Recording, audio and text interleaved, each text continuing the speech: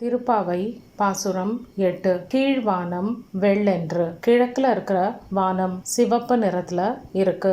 அதாவது சூரியன் உதிக்க ஆரம்பித்து விட்டது. சூரியன் உதிக்கும் போது அந்த கீழ வானம் சிவப்பு நிறமாக இருக்கும். அப்புறம் கொஞ்சம் கொஞ்சமா விடியும் போது அது மெதுவா வெள்ளையா மாறும். இப்போ கீழ்வானம் வெள்ளென்று அப்படின்னா ரொம்ப நேரம் ஆகிவிட்டது, பொழுது விடிந்து. எருமை சிறு வீடு மேய்வான் பரந்தன காண்.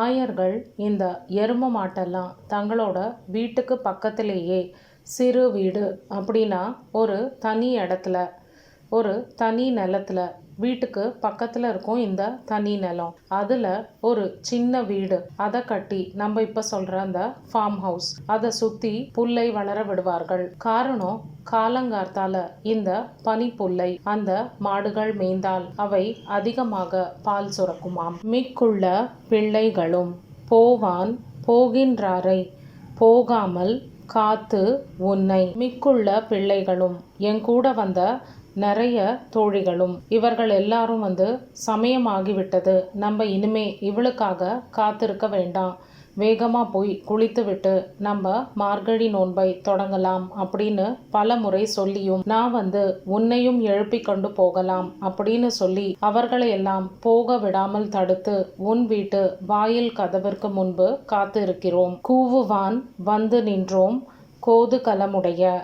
நாங்க உன்னை இவ்வளவு முறை அழைத்தோம், நீ இன்னும் தூங்கிக் கொண்டு இருக்கிறாயே. கோது கலமுடைய குதூகலம் நிறைந்த தோழியே, எப்பவுமே சந்தோஷமாக எல்லோரிடத்திலும் சிரித்து பழகும் அழகான தோழியே.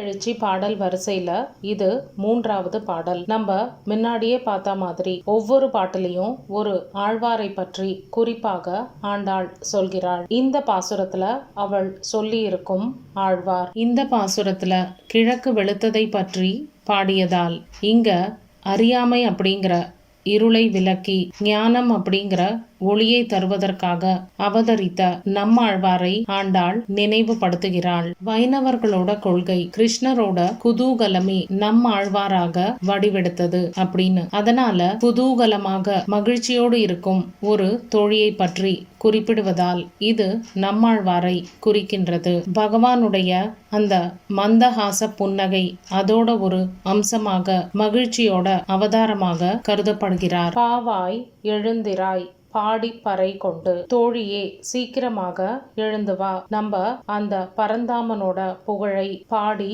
செல்வோம், அப்பதான் அவன் நமக்கு அருள் தருவான். மாவாய் பிளந்தானை மல்லரை மாட்டிய. மாவாய் பிளந்தானை நம்ம போன பாசுரத்துல பார்த்த அந்த கேசி வதத்தை தான் மீண்டும் இங்கே ஆண்டாள் சொல்கிறாள்.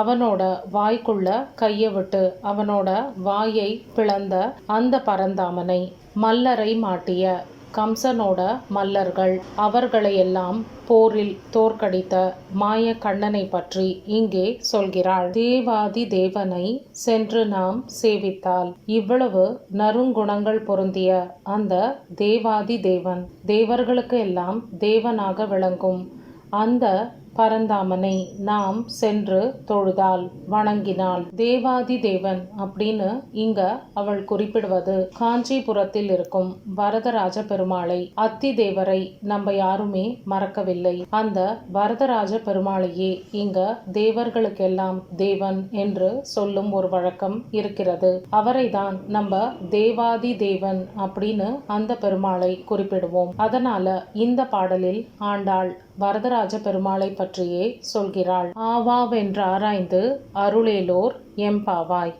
நிச்சயமாக அவன் ஆராய்ந்து நமக்கு என்ன வேண்டுமோ அதை கொடுப்பான். பகவானுக்கு யாருக்கு எப்போது எவ்வளவு எங்கே என்று கொடுக்கணும் அப்படிங்கிற ஒரு கணக்கு இருக்கு.